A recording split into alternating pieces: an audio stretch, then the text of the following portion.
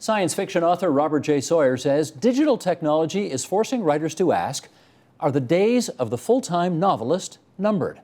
And joining us now to detail how he sees digital technology reshaping publishing, here is Robert J. Sawyer, author of numerous books, including Red Planet Blues, which is in stores now. And as I welcome you back to the program, Robert J., let me hold this up for the camera over there. Or you want it over here? Okay, there we go. Great looking cover. Looks scary. Your stuff usually is. On one of your more recent blog posts, you also asked this question that we've asked: are the days of a full-time novelist numbered? And you posited the idea of potentially having writers do what bands do, the band model, as it were. What is the band model? Right. The band model, which has been successful to some degree for musicians, is not selling the actual product, not selling songs, not selling albums, but selling access to the band. Either through, you come to a concert, you upsell them and say, hey, buy a backstage pass, maybe you party with us a little bit, or you buy a t-shirt or some kind of merchandise that isn't actually the music. And that works when you have a huge audience. Music has big audiences. If you have 5,000 people show up at a concert, you go, it was just okay. You have 5,000 readers. For many of my colleagues, that's their entire audience worldwide. You would never get them all together in one place. In Canada, we have a vigorously supported program of public readings, courtesy of the Canada Council for the Arts, the Ontario Arts Council. If you do a solo reading, you can make $300 for your evening. Not $30,000, not $300,000, $300. And you can do that maybe, if you're lucky, a half dozen times a year. So you're not going to live off that? You're not going to live off of that. And as for the merchandise, you know, Alice Munro just won the Nobel Prize in Literature, but I've yet to see a single Alice Munro t-shirt on anybody. It just doesn't work. And realistically, what we want as writers is to be honest about what we're doing. We're selling books. So please buy our book. Don't buy anything else. Don't buy access to us. Don't buy branded merchandise. Buy the book. Okay, let me get a little in your face here. Yeah. Is that old fuddy-duddy thinking? You know, it might well be. And I just had lunch before this with my editor over at Penguin Canada, right, which is a huge publishing company. And everybody in the industry, not just authors, but editors, publishers, Salesforce, we're all wrestling with this. But we have the advantage of having seen what's happened in the music industry. It happened there first. Digitizing of songs made a lot of sense. Easy to do, and you know, you get rid of all that hiss and crackle of vinyl and so forth. I know they're purists. We saw what happened to them, and we saw that the aggregators make a lot of money. We talk about the long tail in retail, yep, which is great if you are selling everything. You don't care if it's 5 units of this and 5 units of that. But if you're the guy way down the long tail who is only selling 5 units now, you're really not in a good shape. Well, let's talk about another potential example, because earlier in the program, this thing I'd never heard of before, but it was called noise trade. Yes. Which bands use to get tips. Right. If you like what you hear, leave us a tip. And they make, you know, a little money. It's not very much, but it's something. Again, using the comparison, would that work for authors? Well, some of my colleagues have given this a try. They put a tip jar on their website. If you like my work, and there's kind of a wink and a nod, which they really mean is, if you pirated the ebook, slip me a few bucks and we'll keep it just between the two of us. Doesn't matter that the publisher, the cover artist, Tony Morrow in this case, doesn't matter if those people were cut out of the action. Give me a few bucks, we'll look the other way that you didn't get this through the channel. So a lot of people are being cut out via the tip jar. And I'm not a barista. My job is not to work for tips, and if you're happy, maybe throw me a few coins. If I wanted to be a busker on the street corner, that's what I would be doing. We had a model that worked perfectly well. You buy the book, you pay for the book. But that, I mean, technology has rendered that model, I don't want to say obsolete, but more challenging. Let's put it that way. It's very much more challenging now, but what we're fighting now is not piracy per se. We're fighting an ethos.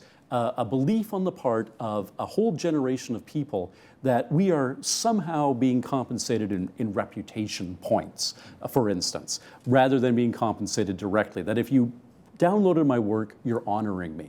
If you say something nice about it, that's as good as giving me money to buy groceries with. Now, no one your age or my age believes in that, right? I mean, they just think that's ridiculous. But there is a younger generation coming up behind us who have come to expect everything for free. Yes. What do we think about that? Well, it's interesting. I understand, you know, the enormous benefit of something like Wikipedia, where the world's knowledge is at your fingertips, and what Google does that makes it possible for somebody to find my website if they're curious. They don't have to know me, anything except my name to find it, right? Beautiful service, and there's all kinds of content that people have designed to be available for free that is free. But that doesn't mean that all content should be free. Your advertisers support it and they're making billions of dollars. That's right. And, they're fine. Exactly. I mean, Sergey Brin and Larry Page, who I've had the privilege of meeting and speaking at the Googleplex, those guys are billionaires off of free. Most of the artists aren't millionaires or even thousandaires off of free.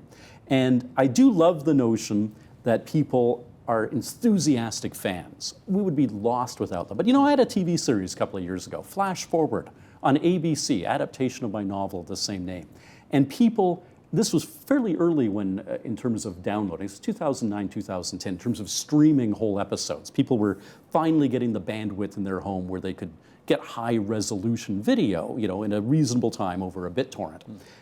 And people would say to me constantly, I downloaded it illegally because I don't want to watch those darn commercials. And I'm saying, well, if you don't buy the DVD, there's no revenue to make this show, which cost about $4 million an episode. If you don't watch the commercials, there's no revenue from that stream. Yeah. You're taking out the infrastructure. Yeah. And then you're complaining to me. And I get letters 3 years on now, 4 years on, people saying, why did it go off the air? Well, the answer is a lot of people were watching it without contributing. They're what we would call in any economic model, free riders. So they don't understand the connection between the infrastructure that actually goes to paying for it to happen and them getting it. That's right. They think somehow we're either all getting National Endowment of the Arts grants in the States or the Canada Council, which of course has never smiled on me in terms of a writing grant. You've never got a Canada Council grant? Never. Is that right? And I've applied 10 times. I've been turned down 10 out of 10 times. Because you're not big enough in your field? Well, obviously that's not the case. I'm as big as you can be in my little segment of the population. I'm as big as you can be in Canada. No, it's some culture is subsidized, and I think part of it is the Canada Council. To give them their due, they look and say, this is commercial fiction. It's stuff that people traditionally have been happy to pay for. It would exist even if the Canada Council disappeared. Gotcha. In the way that some poetry or smaller voices would be lost without largesse. In this new culture of free, we know that if you want to write a piece for the Globe and Mail website, you're not going to get paid for that. If you want to write for Huffington Post, yeah, not anymore. Huffington Post, you're not going to get paid for that.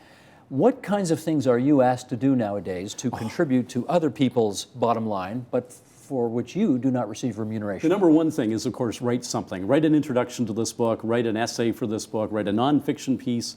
Even I did an op-ed for the Ottawa Citizen earlier this year about the Canada Council's failure to support genre fiction. And the op-ed editor there, Dave Watson, was saying, well, of course, we can't pay you what we paid you last year to do an op-ed, and last year we didn't pay you what we paid you.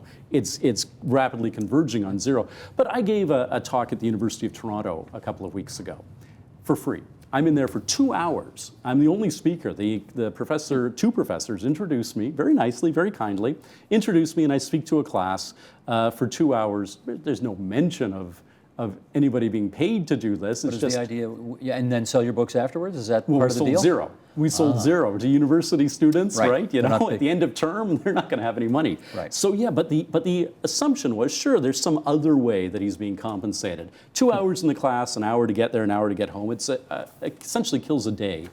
Everybody else in the chain is being compensated. So why do it? That is a really good question. Society expects the artist to be a generous soul, and I think I am a generous soul. I mean, I give to charity and all that sort of thing, but that's private. And you do it because you think what you are doing, not just my own work, but science fiction, I think is important. When the Academy says, here's a chance for you to tell some students, and maybe even a couple of professors, why it's important, you take it as a advocacy opportunity. But it still grates that you're not actually being compensated for the work you're doing, when everybody else is. So new rule, this is Rob's rule, never be the only one who isn't being paid. As long as there are others sharing your misery, it's okay. That's right. Okay. Here's somebody who responded to your blog post. about surviving the book business. He says, I made about $20,000 last year as a full-time fiction writer. Yet I live in comfortable houses and I never have to worry about paying a phone bill or having the heat and power cut off. My secret? I gave up having a home of my own in the fall of 2007, and since then I have been a full-time house sitter. That reflects the state of play and pay in this business today. What did you think when you read that? This is Matthew Hughes who wrote this comment, who is a very fine science fiction writer, Canadian, but now he's actually house sitting near Venice, Italy at the moment. He house sat for me for one summer. We have the richest society that's ever existed, the Western culture of the 20th and 21st centuries. And there's a feeling that that's collapsing around us, that it used to be possible to make a living as a writer, in theater, as a teacher, working retail. All of these were, and being a farmer, all of these were decent professions that have been eroded away. And we have this point here where, without a kind of patronage, Matt Hughes came and house sat for me for a summer, so he got free accommodation at my place. I needed somebody to water my plants. A little bit of a quid pro quo, but I was in a sense a patron of the arts. I gave him a place to live and work for a summer. He dedicated a book to me in the end of it, which was nice of him. But that's not what we've strove for as a civilization. We strove for having a civilization where people could contribute in meaningful ways and be compensated for it. And that's eroding on so many fronts. I can't say that the artist is the least well done by in the current economy, but we certainly are one of the groups falling by the wayside in the modern economy. Robert J., you and I have more things to talk about, but we're going to do it on the web. So we have some other ancillary items regarding this topic that we're going to talk about on the web. We invite people to join us there. In the meantime, thanks for doing this part on TV. And we do recommend for people's reading interest, Red Planet Blues, Murder on the Mean Streets of Mars. Robert J. Sawyer, thanks again. Thanks, Steve. Support Ontario's public television. Donate at tvo.org.